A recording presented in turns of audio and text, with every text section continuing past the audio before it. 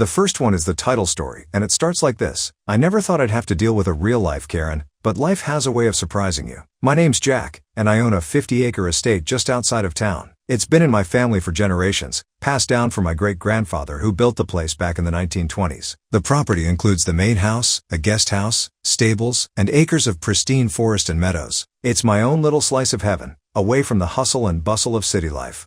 Now, about 5 years ago, a new housing development sprung up on some land adjacent to my property. Oakwood Estates, they called it. Cookie-cutter McMansions packed in tight, with perfectly manicured lawns and an overbearing homeowners association to keep everything just so. I didn't pay much attention to it at the time. Live and let live, I figured. As long as they stayed on their side of the property line, we'd get along just fine. Oh, how naive I was. It all started on a crisp autumn morning. I was out for my usual walk around the property, checking fences and enjoying the fall colors, when I heard a shrill voice calling out behind me. Excuse me, sir. I turned to see a woman in her late 40s power walking towards me, her blonde bob bouncing with each determined step. She was dressed in yoga pants and a fleece vest, clutching a tablet to her chest like it was the Bible itself.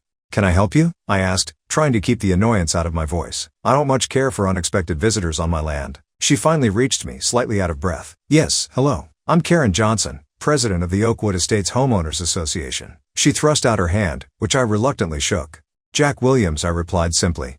Mr. Williams, I'm glad I caught you. We need to discuss some serious violations of our community guidelines. I blinked, confused. I'm sorry, what?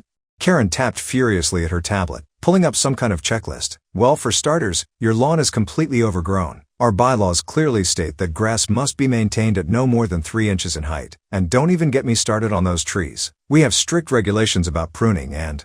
I held up a hand to cut her off. Ma'am, I think there's been some kind of misunderstanding. I'm not a part of your homeowners association. She looked at me like I'd just told her the sky was green. Don't be ridiculous. Of course you are. All residents of Oakwood Estates are required to be members of the homeowner association. That may be true, I said slowly, trying to keep my patience, but I don't live in Oakwood Estates. This is my private property. It's been in my family for nearly 100 years. Karen's eyes narrowed. Now see here, Mr. Williams. I don't appreciate being lied to. I can clearly see your house from here, and it's definitely within our community boundaries. I took a deep breath. Ma'am, Karen, I assure you, it's not. My property predates your development by many decades. If you'll kindly leave now, I'll forget this little misunderstanding ever happened. But Karen wasn't about to give up that easily. She planted her feet and crossed her arms, tablet clutched to her chest like a shield. I will do no such thing until we address these violations. Now, about those trees.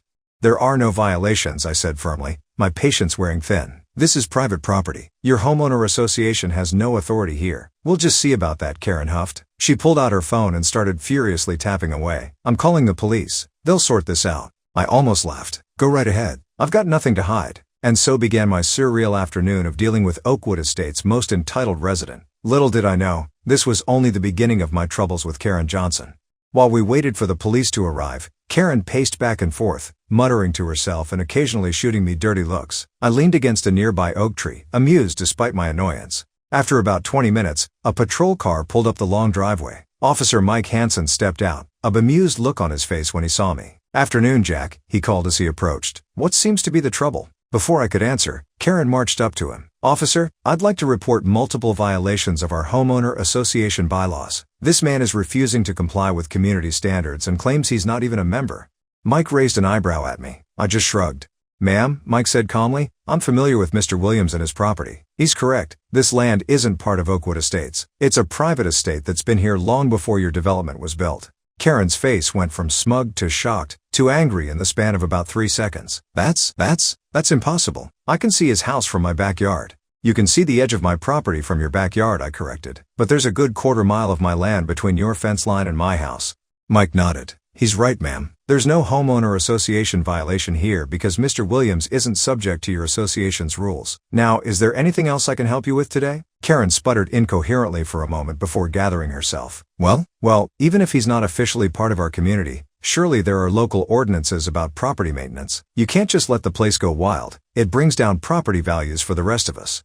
I had to bite my tongue to keep from laughing out loud. My meticulously maintained estate, which was worth easily 10 times the value of her cookie-cutter house, was somehow bringing down her property values? The mental gymnastics were impressive. Mike, to his credit, kept a straight face. Ma'am, Mr. Williams' property is well within code for the county. There are no violations here. Now, I'm going to have to ask you to leave the premises. You're currently trespassing on private property. Karen's face turned an impressive shade of red. This isn't over, she hissed at me before storming off towards the road where I assumed she had parked. Once she was out of earshot, Mike turned to me with a grin. Sorry about that, Jack. New folks move in and sometimes they don't quite understand where their authority ends.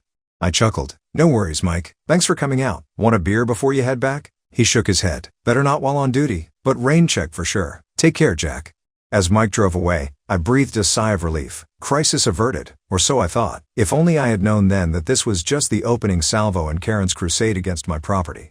Over the next few weeks, things were blessedly quiet. I went about my business, tending to the estate and enjoying the peace and quiet. But Karen, it seemed, was not one to let things go easily. It started small at first. I'd find passive-aggressive notes tucked into my mailbox, reminding me of the community standards and urging me to be a good neighbor. I'd toss them in the recycling bin without a second thought.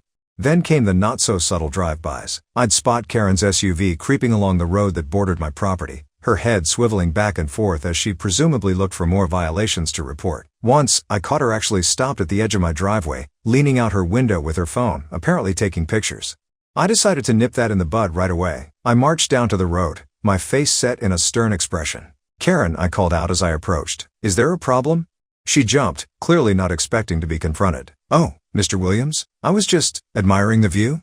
I crossed my arms. With your phone camera, pointed directly at my property? Karen had the grace to look slightly embarrassed, but she rallied quickly. Well, if you must know, I was documenting the ongoing issues with your land. The Homeowner Association Board is very concerned about. Karen, I cut her off. We've been over this. I'm not part of your homeowner association. Your board has no authority here. Now, I'm asking you nicely to please stop harassing me and taking pictures of my property. If this continues, I'll have no choice but to involve the authorities. Her eyes narrowed. Are you threatening me, Mr. Williams? I sighed. No, Karen. I'm setting a boundary. Please respect it.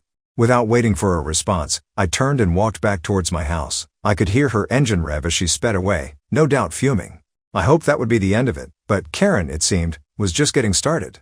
A few days later, I was working in my workshop when I heard a commotion outside. I stepped out to find a group of men in uniforms walking around my front yard, taking measurements and jotting down notes. Excuse me, I called out as I approached. Can I help you, gentlemen? One of the men, who seemed to be in charge, turned to me with a clipboard. Good afternoon, sir. We're here from the county assessor's office to conduct a property evaluation. I frowned. I wasn't notified of any evaluation. May I ask what this is about? The man consulted his clipboard. We received a complaint about potential code violations and unpermitted structures on this property. We're here to investigate and reassess the property value if necessary. My blood began to boil. I had a pretty good idea where this complaint had come from. I see, I said, keeping my voice level. And who exactly filed this complaint? The man hesitated. I'm afraid I can't disclose that information, sir, but I can assure you this is all standard procedure. I took a deep breath. All right. Well, I can assure you there are no code violations or unpermitted structures on my property. Every building here has been properly permitted and inspected. But if you'd like to verify that, I'd be happy to show you the documentation. The lead inspector looked relieved. That would be very helpful, Mr. Williams? Jack Williams. I led the inspectors into my office and pulled out a thick folder of permits, inspection reports, and property surveys. We spent the next hour going over everything in detail. By the end, the lead inspector was shaking his head. Mr. Williams, I apologize for the inconvenience. It's clear that everything here is in order. Frankly, your property is one of the best maintained I've seen in years. I smiled tightly. I appreciate that. Now, while I understand you can't tell me who filed the complaint, can you at least tell me if it came from someone in the Oakwood Estates development? The inspector hesitated, then gave a small nod. I can't say more than that, but yes. I thanked the inspectors for their time and saw them out. As I watched their vehicles disappear down the driveway, I felt a mix of anger and frustration. Karen was escalating things, and I knew I needed to put a stop to it before it got even more out of hand. The next day, I decided to take matters into my own hands. I drove over to the Oakwood Estates development, easily finding Karen's house, thanks to the Homeowner Association president sign proudly displayed in her front yard. I took a deep breath, reminding myself to stay calm, and rang the doorbell. Karen answered, her eyes widening in surprise when she saw me. Mr. Williams, what are you doing here? Hello, Karen, I said evenly. I think it's time we had a serious talk about boundaries and respecting private property. She bristled. I don't know what you're talking about. If this is about the county inspectors, I was simply doing my duty as a concerned citizen to report potential violations. I held up a hand. Karen, let's cut the act. We both know you filed that complaint out of spite because I won't submit to your homeowner association rules. I'm here to tell you once and for all that this needs to stop. Karen's face flushed. How dare you come to my home and accuse me? I'm not finished, I said firmly. Your harassment and attempts to force me to comply with rules that don't apply to me are bordering on illegal. If you continue down this path, I will be forced to take legal action. Is that really what you want? For a moment, Karen looked uncertain, but then her eyes hardened. Are you threatening me, Mr. Williams? Because I'll have you know, the Homeowner Association has a very robust legal team, and we're not afraid to use it. I couldn't help but chuckle. Karen, your Homeowner Association lawyers have no standing here. I'm not a member, remember? But I do have my own legal counsel, and they're quite experienced in dealing with harassment and nuisance complaints. So I'll ask you one more time. Please stop harassing me and my property. We stared at each other for a long moment, neither willing to back down. Finally, Karen spoke. We'll see about that, Mr. Williams. This isn't over. And with that, she slammed the door in my face. As I walked back to my car, I had a sinking feeling that things were about to get a lot worse before they got better. Little did I know just how far Karen was willing to go in her misguided crusade.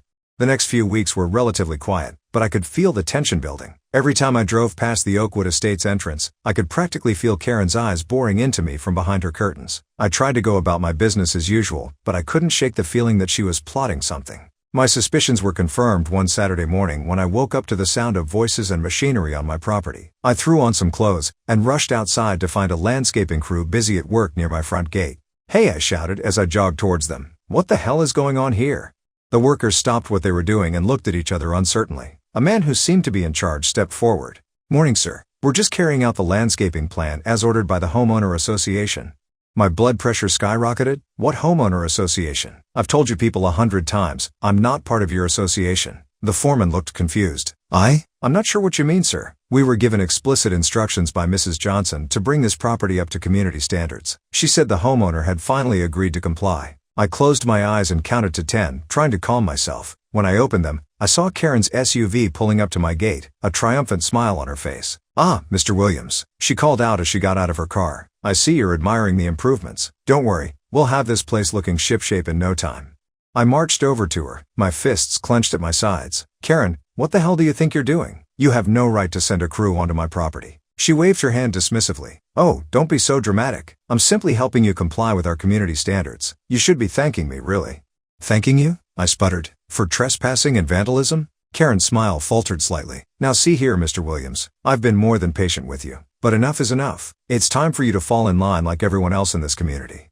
I took a deep breath, trying to keep my temper in check. "Karen, I'm going to say this one last time. I am not part of your community. This is private property. You and your crew are trespassing, and if you don't leave immediately, I'm calling the police."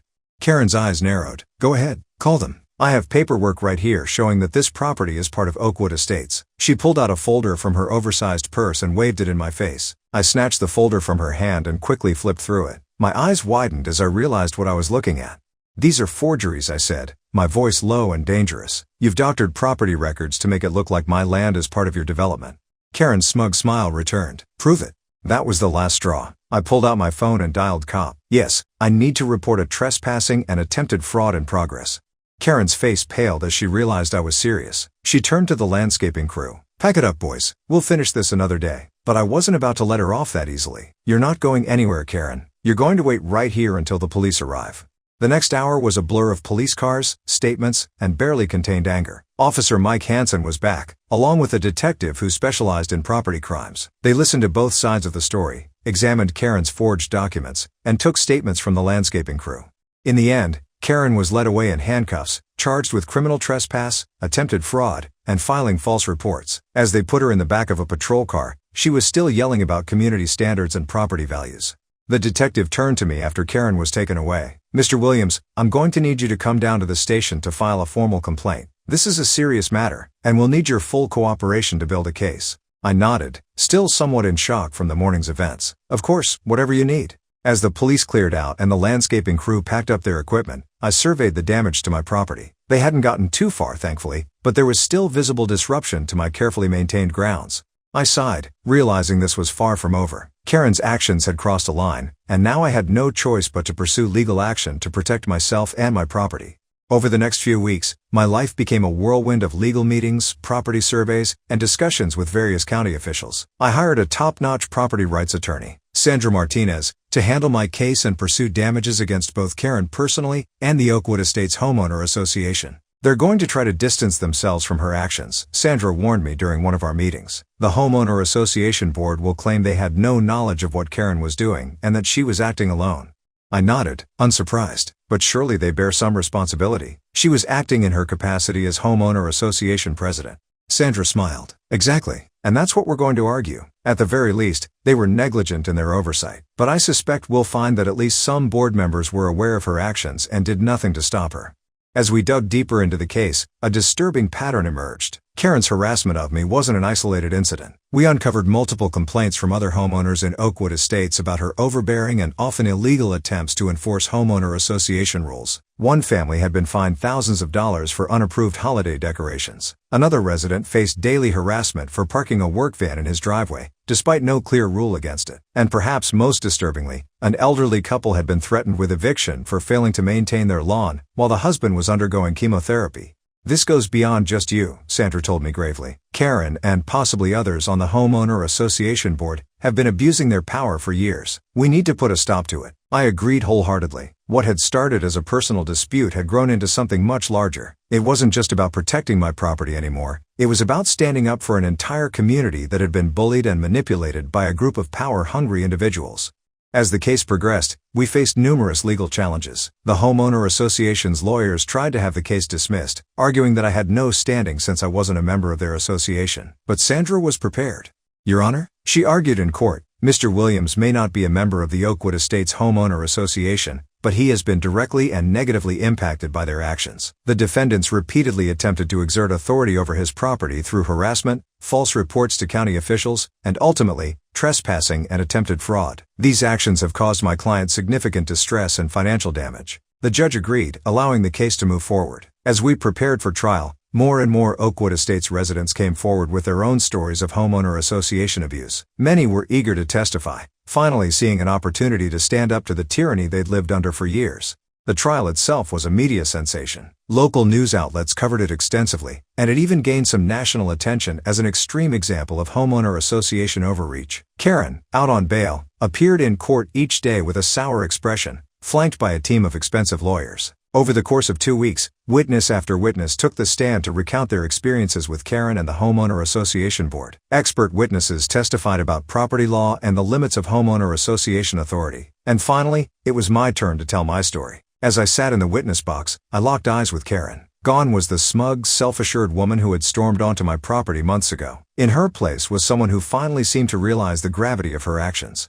I recounted every interaction, every threat, every attempt to bully me into compliance. I spoke about the forged documents and the unauthorized landscaping crew, and I talked about the stress and anxiety her actions had caused me. Mr. Williams, my lawyer asked, why did you decide to pursue this case, even after the criminal charges were filed against Mrs. Johnson? I took a deep breath, because it wasn't just about me anymore. As I learned more about what had been happening in Oakwood Estates, I realized that someone needed to take a stand. These people are my neighbors, even if we don't live in the same development. They deserved better than to live in fear of arbitrary rules and constant harassment. When it came time for cross-examination, Karen's lawyer tried to paint me as an uncooperative neighbor who refused to maintain community standards, but their arguments fell flat in the face of the overwhelming evidence we had presented. After days of deliberation, the jury returned with their verdict. They found in my favor on all counts, awarding me substantial damages for the trespass, attempted fraud, and emotional distress. But more importantly, they found the Oakwood Estates Homeowner Association Board grossly negligent in their oversight of Karen's actions.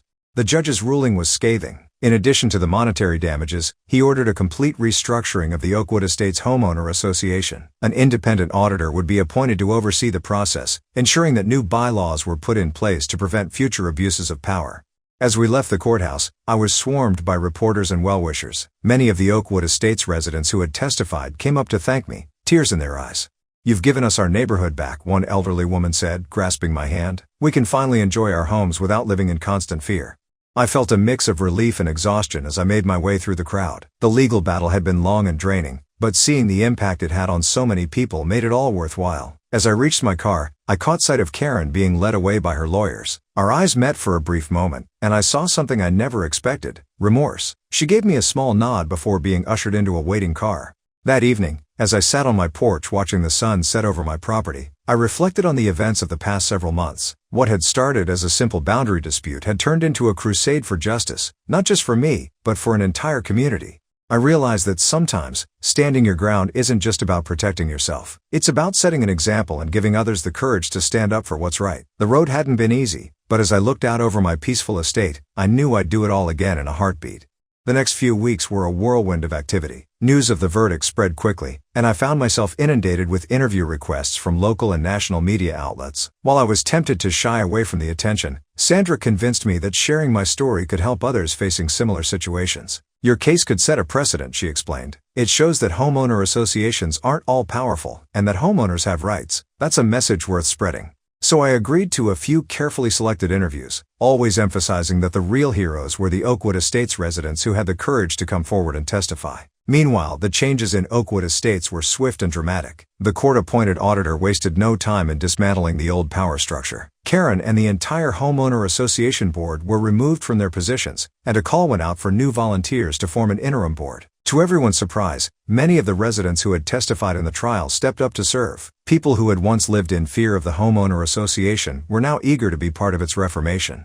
One sunny Saturday morning, about a month after the trial, I received an unexpected visitor. It was Tom, one of my neighbors from Oakwood Estates who had been particularly vocal during the trial about Karen's abuses. "Jack," he said, extending his hand, "I hope you don't mind me dropping by unannounced. We're having our first community meeting with the new interim board today, and well, we were hoping you might consider attending." I must have looked surprised because Tom quickly added, "Not as a member, of course. We all know you're not part of Oakwood Estates, but as a neighbor and, well, as the person who made all this possible, we'd be honored if you'd say a few words." I was touched by the gesture. "I'd be happy to, Tom. Thank you for thinking of me." That afternoon, I walked into the Oakwood Estates Community Center, feeling a bit like Daniel entering the lion's den. But instead of hostility, I was met with smiles and words of gratitude. The meeting was a far cry from the tense, rule-obsessed gatherings of Karen's reign. There was open discussion, laughter, and a palpable sense of relief in the room. When Tom introduced me and invited me to speak, I was met with a standing ovation. I cleared my throat, suddenly feeling emotional. "Thank you all for this warm welcome. I know that technically I'm not a part of your community, but over these past months, as I've gotten to know many of you and heard your stories, I've come to feel a real connection to Oakwood Estates." I paused, looking out at the sea of friendly faces. What happened here? The abuses you all suffered, they weren't just about overzealous rule enforcement. They were about power and control. But today, I see a room full of people ready to take back that power and use it responsibly. There were nods of agreement throughout the room. Moving forward, I continued, I hope we can forge a new relationship between my property and Oakwood Estates. Not one based on rules and enforcement, but on mutual respect and good neighborliness. My door is always open if you need anything, and I hope you'll extend the same courtesy to me.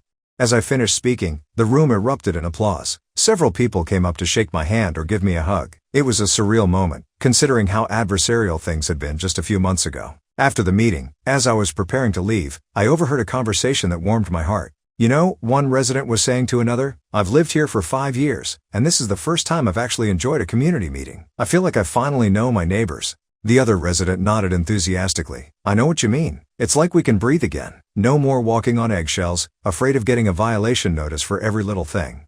As I drove home that evening, I felt a sense of closure. The legal battle was over, justice had been served, and a community was healing. But more than that, I felt like I had gained something unexpected, a sense of connection to the very neighbors I had once seen as adversaries. Over the next few months, the changes in Oakwood Estates were remarkable. The new Homeowner Association Board, led by Tom and other reform-minded residents, took a drastically different approach to community management. Gone were the nitpicky rules and harsh enforcement. In their place was a focus on actual community building. They organized block parties, started a community garden, and implemented a program to help elderly or ill residents with yard work and home maintenance.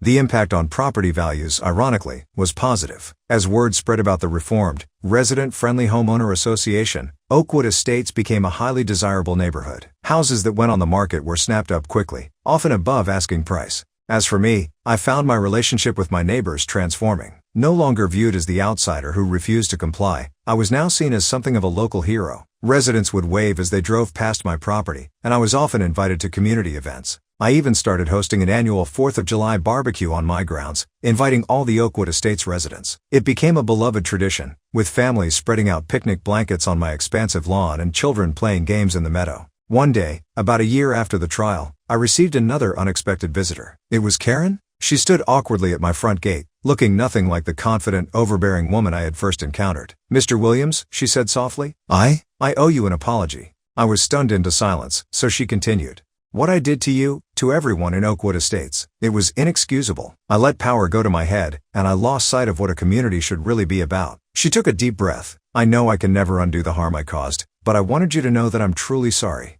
I studied her for a moment, seeing the genuine remorse in her eyes. Thank you, Karen, I said finally. That means a lot.